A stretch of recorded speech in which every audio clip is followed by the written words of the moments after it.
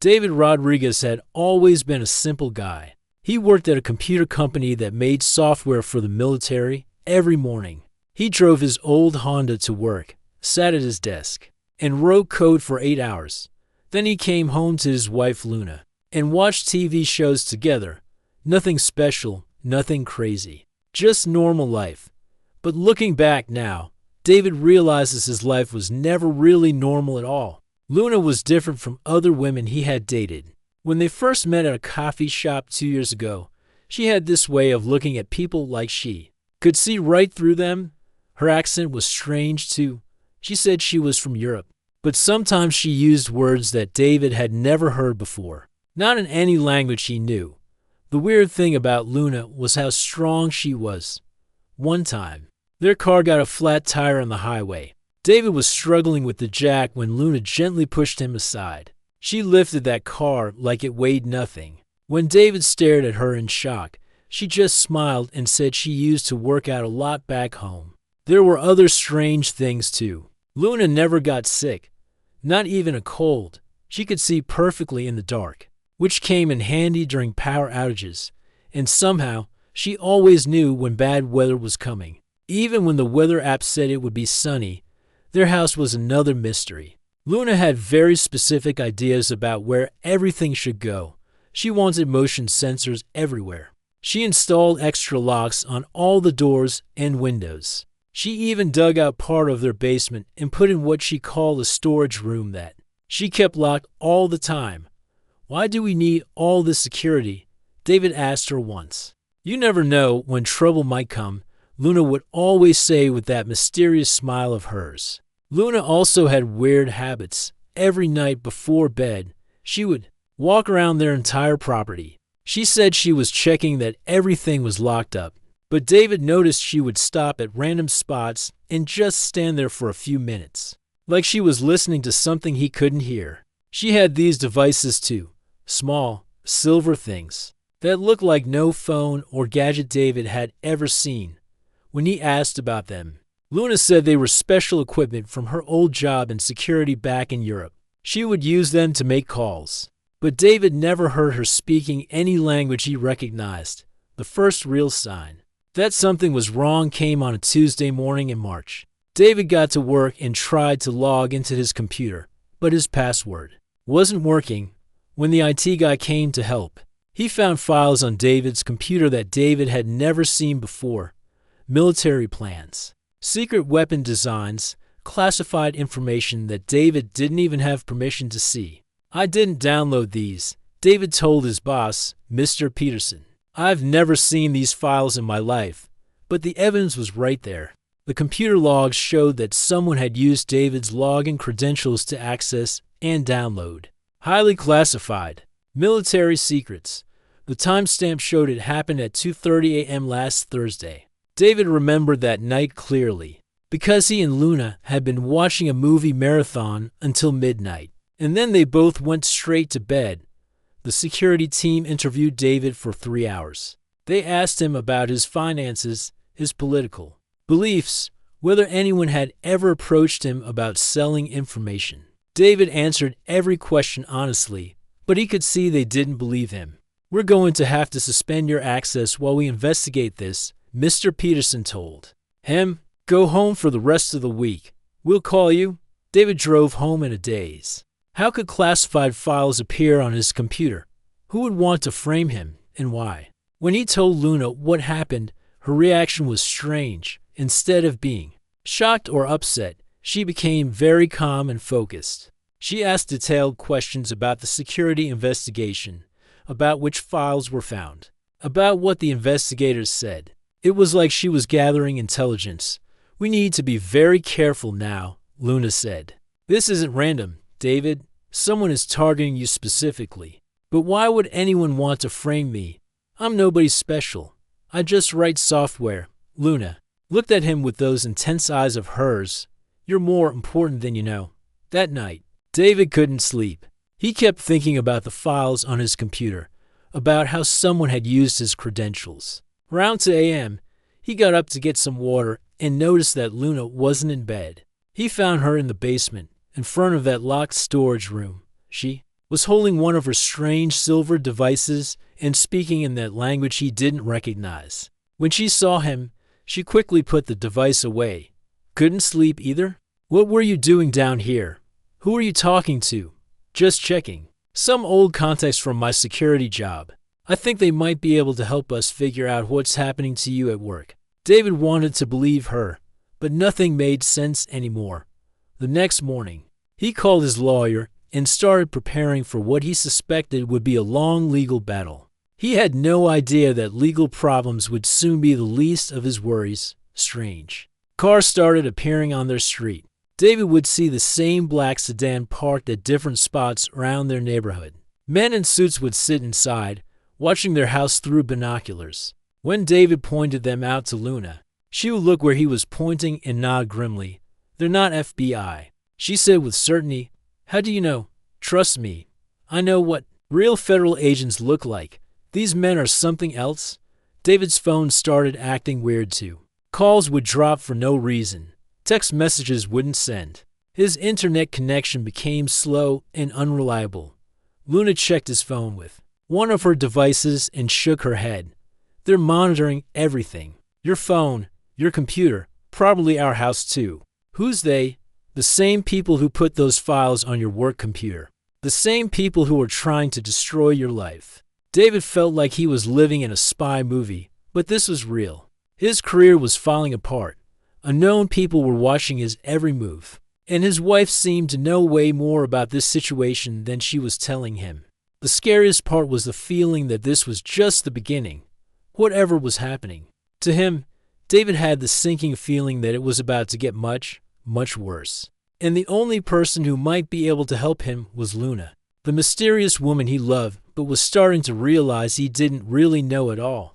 Late at night, as David lay awake worrying about his future, he had no idea that Luna was downstairs, preparing for a war that was about to begin. A war that would determine not just whether David lived or died, but the fate of every person on Earth.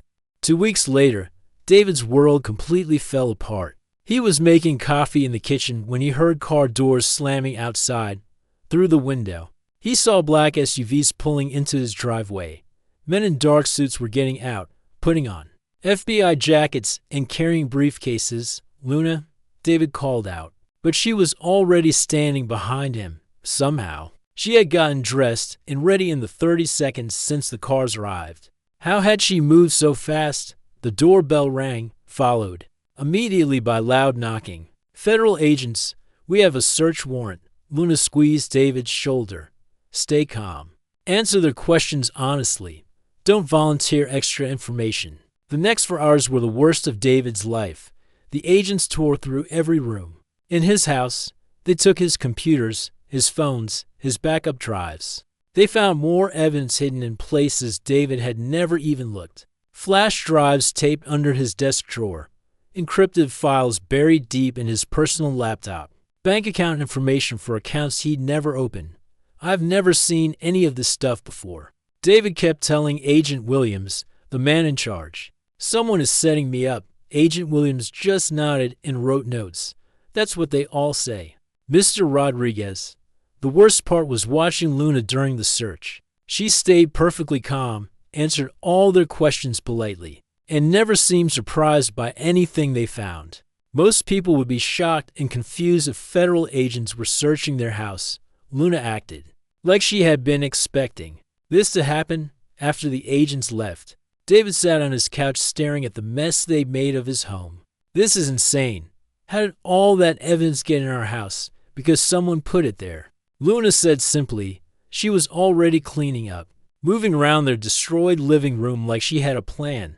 But who and why? Luna stopped cleaning and looked at him. David, I need you to listen to me very carefully. You're not safe here anymore. We need to leave tonight. Leave. I can't leave. I have to fight these charges. I have to prove my innocence. You can't prove your innocence. If you're dead. David stared at her. What are you talking about? The people who framed you don't want you to go to trial. They want you gone permanently. Those men watching our house, they're not government agents. They're private contractors hired to make sure you never get the chance to defend yourself. As if on cue, David's phone buzzed with a text from an unknown number. Stop digging or face the consequences. Luna saw the message and her face went dark. Pack a bag. Now, only essentials. I'm not going anywhere until you tell me what's really going on. Luna was quiet for a long moment. Then she walked to their basement door and motioned for David to follow her. She led him to that locked storage room he'd always wondered about. Inside, David's jaw dropped. The room was filled with equipment he'd never seen before. Computers with screens showing satellite images of their neighborhood. Communication devices that looked nothing like regular radios. Weapons that seemed to advance to be real. Maps covered one wall, marked with locations all over the city. Who are you? David whispered. Someone who's been protecting you longer than you know, and someone who's about to have a very bad day. Because of it, before David could ask what she meant, Luna's equipment started beeping. She rushed to one of the screens and her face went pale. They're coming, right now. We have maybe 2 minutes. Who's coming? The people who want you dead. Luna started grabbing items from around the room, stuffing them into a backpack with practiced speed. She handed David a bulletproof vest. Put this on, Luna. You're scaring me. What's happening? I'll explain everything later. Right now, we need to get out of here alive. They heard car doors slamming outside again. But this time, the men weren't announcing themselves as federal agents. Luna checked her surveillance screens and counted at least 8 people surrounding their house. All armed. Back door, Luna whispered. Stay low, stay quiet. They crept through their house like burglars in their own home. Luna moved with the skill of someone who had done this many times before. She knew exactly which floorboards creaked and how to avoid them. They were almost to the back door when the front windows exploded inward. Men in black tactical gear poured into their house. These weren't police or FBI agents. They didn't announce themselves or show badges. They just came in fast and silent, carrying weapons and moving like soldiers. Luna pushed David behind the kitchen counter and pulled out a gun from somewhere David hadn't even seen. Stay down no matter what you hear. What happened next made David question everything he thought he knew about his wife. Luna moved like she was dancing. She was faster than anyone David had ever seen, dodging bullets and returning fire with impossible accuracy. She took down 3 attackers in less than 30 seconds, moving with skills that no normal person could have. One of the attackers got close enough to fight her hand to hand. David watched in amazement as Luna threw a 200-pound man across their living room, like he weighed nothing. When another attacker tried to grab her from behind, she somehow flipped him over her shoulder and into the wall so hard that the drywall cracked. How are you doing that? David shouted over the noise. Later, Luna called back, still fighting. Right now, we run. She cleared a path to the back door, and they ran into their backyard. But more men were waiting there too. Luna grabbed David's hand and pulled him toward their neighbor's fence. Can you climb? I think so. Luna practically threw David over the 6-foot fence, then jumped it herself in one smooth motion that should have been impossible. They ran through 3 different backyards before Luna finally stopped. She pulled out one of her strange communication devices and spoke rapidly in that language. David still couldn't identify. Where are we going? David panted. Somewhere safe. I have a place prepared. Prepared for what? Luna looked at him with eyes that suddenly seemed much older than her face. For the day when I'd have to choose between my mission and your life. What mission? Luna, please. I don't understand any of this. I know you don't, and I'm sorry I couldn't tell you sooner. But David, those people back there, they weren't trying to arrest you. They were trying to eliminate you, and this is only the beginning. As they walked through the dark streets toward whatever safe place Luna had ready, David realized that his quiet, normal life was officially over. His wife wasn't who he thought she was. People were trying to end his life for reasons he didn't understand, and somehow Luna had been preparing for this day all along. The scariest part wasn't even the men with guns or the federal investigation. The scariest part was that Luna seemed to know exactly what was happening and exactly what to do about it, like she'd been expecting this war to start from the very first day they met. The safe house was an old warehouse on the edge of town that looked abandoned from the outside. But when Luna opened the door with a key she pulled from her jacket, David saw it was anything but empty. The inside looked like something from a science fiction movie. Computer screens covered the walls, showing maps and data streams David couldn't understand. Equipment hummed quietly in the corners. There were beds, a kitchen, and enough supplies to last for weeks. "You prepared all this?" David asked, still trying to catch his breath from their escape. "I've been preparing for this day since the moment I met you," Luna said. Locking multiple deadbolts on the door behind them, David sat down heavily on one of the chairs. Everything hurt. His hands were shaking.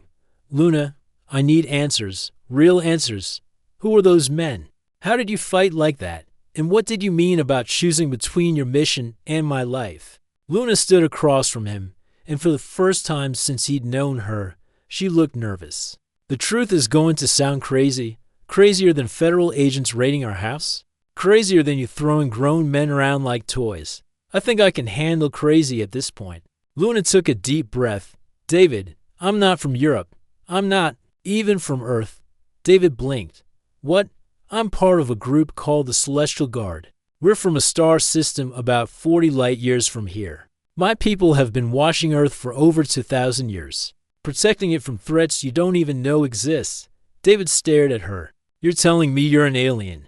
I'm telling you I'm someone who's been assigned to keep you alive. Because you, David Rodriguez, are one of the most important humans on this planet. Me? I write software for military computers. I'm nobody special." Luna walked over to one of her computers and pulled up what looked like a genetic profile. "This is your DNA analysis? Do you see these markers here? These sequences that appear in less than 1 in 10 million humans?" David looked at the screen. It meant nothing to him, okay? Humans with these genetic markers have minds that work differently. They can understand technology in ways others can. They can make connections that lead to breakthroughs that change everything in about 15 years. You're going to create something that will save your entire species. "Save us from what?" Luna's expression grew dark.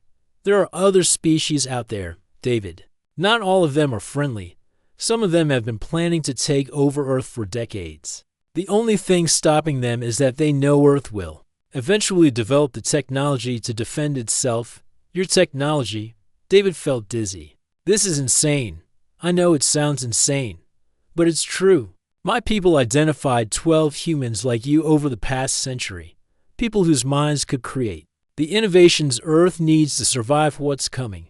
Most of them died before they could fulfill their potential."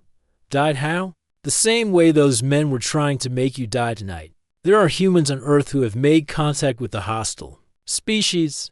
They've made deals. They help eliminate Earth's best innovators, and in return, they get to keep power when the invasion happens." Luna brought up photos on another screen. David recognized some of the faces: politicians, military leaders, corporate executives. These people have been systematically targeting humans like you. For 20 years, they frame you for crimes, arrange accidents, sometimes just make you disappear. The goal is always the same: stop Earth from developing the defenses it needs. And you're here to stop them? I'm here to keep you alive long enough to create what you're destined to create. My people assigned me to get close to you, gain your trust, and protect you when the time came. David felt like his heart was breaking. So everything between us was fake. Our marriage, our life together, it was all just your mission? Luna's face softened. It started that way. I was supposed to watch you from a distance. But when I met you, something changed. You were so kind, so genuine. You made me laugh. You cared about things that my people don't even think about. You made me feel what? Human. You made me feel human, David. And somewhere along the way, protecting you stopped being just my mission. It became my choice. It became what I wanted to do, not what I was ordered to do. David looked at her sitting there, this woman he'd lived with for 2 years, this person he thought he knew completely. Show you what? Your true form. If you're really not human, show me what you actually look like. Luna hesitated. David, I look different, but I'm still me. I need to see. Luna nodded and closed her eyes.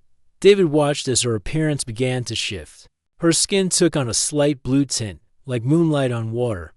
Her eyes became larger and more luminous. Strange symbols appeared along her arms and neck, glowing softly. Her hair seemed to move on its own, like it was floating in invisible water. But her face was still Luna's face. Her smile was still the smile he'd fallen in love with. "You're beautiful," David whispered. Luna's eyes widened in surprise. "You're not afraid. I should be terrified. I should be running away screaming. But looking at you now, I just see the woman who's been taking care of me for 2 years. The woman who just risked everything to save my life." Luna shifted back to her human appearance. "The people hunting you won't stop, David. They know I'm here now, and they know I'll fight to protect you. This is going to get much worse before it gets better." "How much worse?" "They'll bring everything they have. Military contractors, corrupt government agents, advanced weapons, maybe even some of the hostile alien technology they've been given. They'll try to overwhelm us." David felt scared, but also strangely determined. "Then we fight back." "We? You said I'm supposed to create something important. Maybe I can start creating it now. Your technology combined with human innovation, we might be able to come up with something they're not expecting."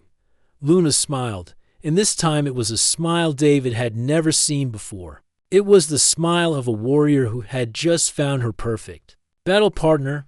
"There's something else you should know," Luna said. "When I contacted my people tonight to report what happened, they told me something I never expected to hear." "What?" "You're not the only special human I'm protecting anymore. Apparently, our marriage created something even my people didn't predict." "What do you mean?" Luna placed her hand over her stomach.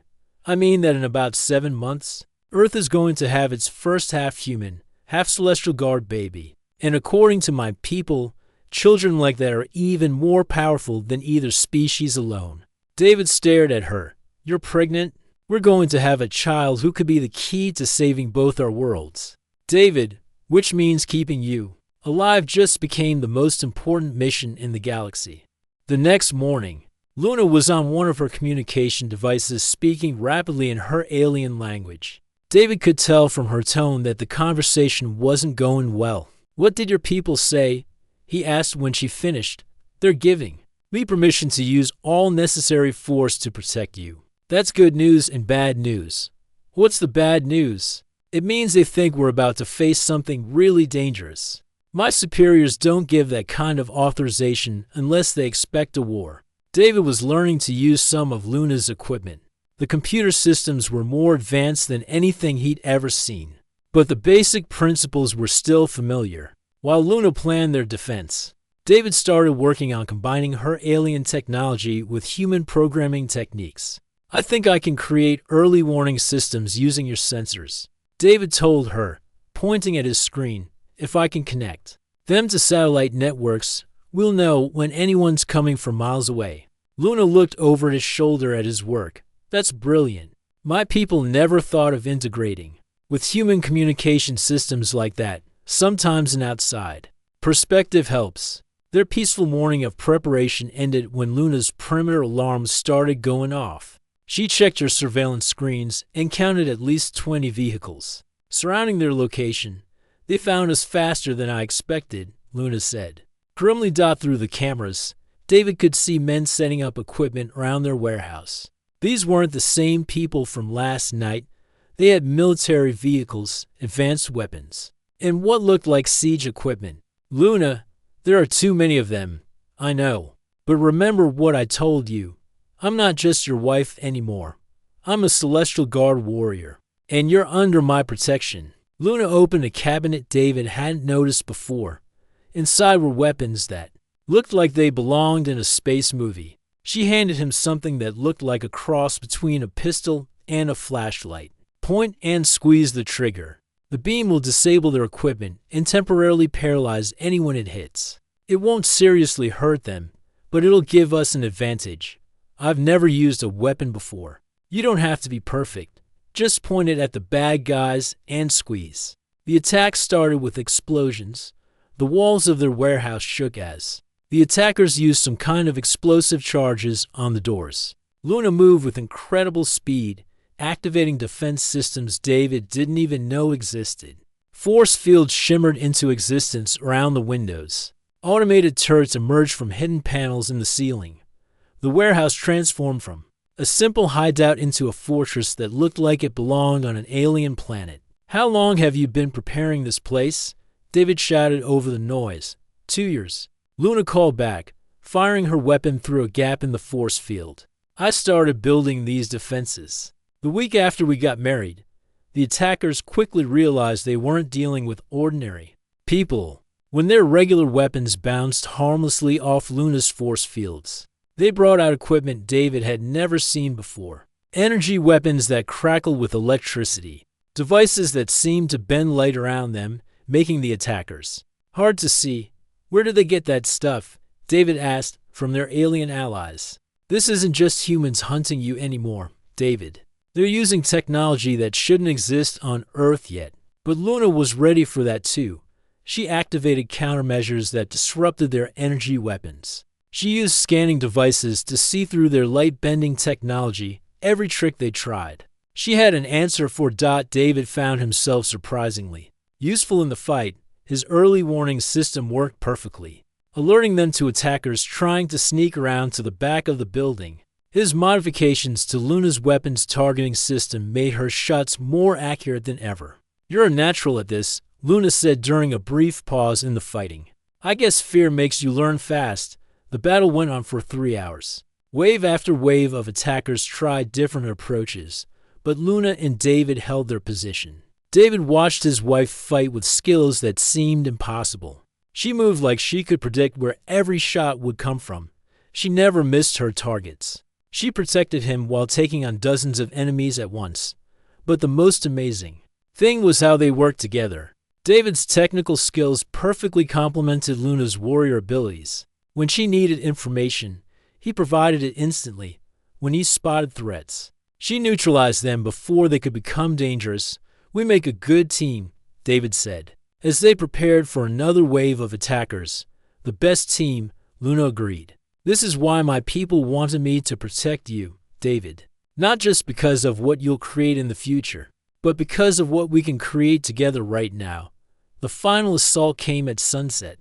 The remaining attackers brought everything they had left: military helicopters, armored vehicles, and weapons that definitely weren't made on Earth. David counted at least 50 people surrounding their position. "This is it," Luna said. "They're throwing everything at us. Are we going to make it?" Luna looked at him with those luminous alien eyes. "David, a few days ago you were a simple software engineer who thought his biggest problem was a computer security breach. Now you're fighting alongside an alien warrior against a conspiracy that threatens your entire planet. How do you feel?" David thought about it. He should have been terrified. He should have been overwhelmed. Instead, he felt strangely calm and focused. "I feel like I'm exactly where I'm supposed to be." "Good. Because this battle isn't just about keeping you alive anymore. It's about showing both our species what we can accomplish when we work together." The helicopters opened fire, but Luna's shields held. David's targeting system helped her take out their weapons with precise shots. When the armored vehicles charged their position, David's early warning system gave them enough time to prepare countermeasures. One by one, they defeated every assault the attackers could mount. David discovered he had instincts for combat strategy he never knew existed. Luna found that fighting alongside someone she loved made her stronger and faster than she'd ever been. By the time the last attacker retreated, the warehouse was still standing, and they were both still alive. "Is it over?" David asked. Luna checked her surveillance systems. "This battle is over." "But David, this was just the beginning. When word gets out that a human and a celestial guard fought together and won, everything is going to change.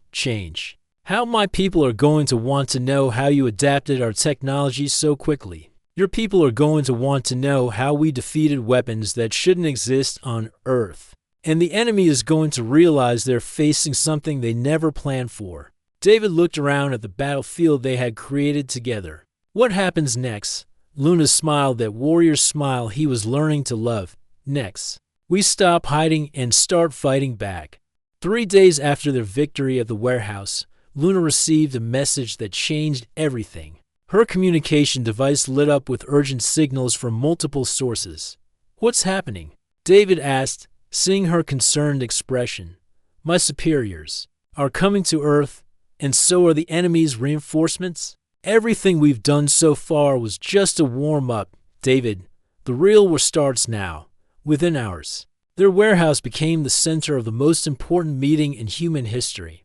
Luna's people arrived first, 3 figures who materialized out of what looked like empty air. They appeared human at first glance, but David could see the same luminous quality in their eyes that Luna had. Commander Zara. The tallest figure addressed Luna using a name David had never heard before.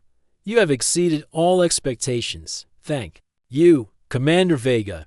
But we have bigger problems coming." The enemy's response was swift and overwhelming. David watched through Luna's sensors as military convoys surrounded their location from every direction.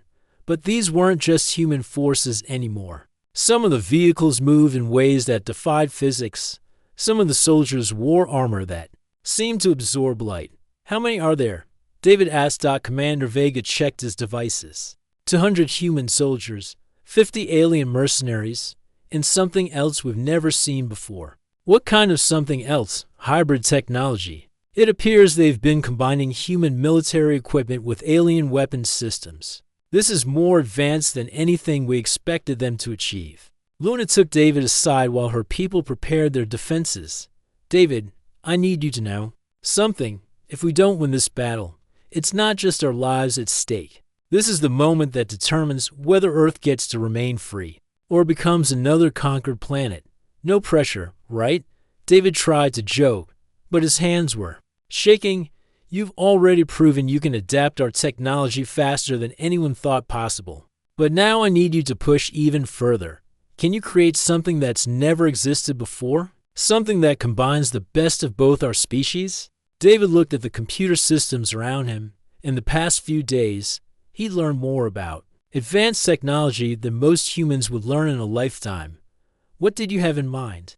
"A defense system that thinks like a human but reacts like our technology. Something that can outthink their hybrid weapons." David spent the next 6 hours in what felt like a trance. He combined Luna's alien computing systems with human artificial intelligence concepts. He created programs that could learn and adapt in real time. He built networks that connected every sensor and weapon in their defense grid. When he finally looked up from his work, the sun was setting, and the enemy forces were moving into position. "How does it work?" Luna asked, looking at his creation. "It learns from every attack they make and automatically develops countermeasures. But more than that, it can predict their moves based on patterns they don't even know they're following." The final battle began with explosions that shook the ground. 4 miles around, the enemy threw everything they had at the warehouse: conventional weapons, alien energy beams, and hybrid technology that shouldn't have existed. But David's system worked perfectly. Every time the attackers tried a new approach, the defense grid adapted and countered it. When they used stealth technology, the sensors learned to detect them anyway. When they used energy weapons, the shields automatically adjusted to absorb them. Luna and her people fought with incredible skill, but it was David's human ingenuity combined with alien technology that turned the tide. His system didn't just defend, it started predicting and preventing attacks before they happened. "This is impossible." David heard one of the enemy commanders shouting through the communication channels. His system had hacked. "How are they staying ahead of everything?" "We try." "Because," Luna said into the same channel, "you forgot that humans and celestial guards are stronger together than either species is alone." The battle raged for 12 hours. David watched through his systems as his technology and Luna's people worked together to defeat forces that should have been unstoppable. Every time he thought they were overwhelmed, they found new ways to adapt and overcome. But the most important moment came when David's system detected something the enemy had been hiding. Deep in their command structure, his scanners found evidence of the alien invasion plans Luna had warned him about. "Luna, look at this." David called her over to his screen. "I found the real plan." The files David had uncovered showed a timeline for Earth's conquest. That was supposed to begin in just 3 months. Military bases had already been infiltrated. Government officials had been replaced. Weapons had been hidden in major cities around them. "World, we have to stop this," David said. "How?" "Even if we win this battle, there are conspirators everywhere." David smiled, finally understanding what Luna had meant about his future innovations. "We use my system. If it can learn to predict attacks, it can learn to find hidden enemies. We turn Earth's own communication networks into a detection grid that can identify anyone working with the invaders." It took David another 4 hours to modify his system, but when he was finished, he had created something that could scan every digital communication on Earth and identify patterns. "That revealed alien influence?" David, Commander Vega said, watching the system work. "You've just created the most advanced defense network any planet has ever had."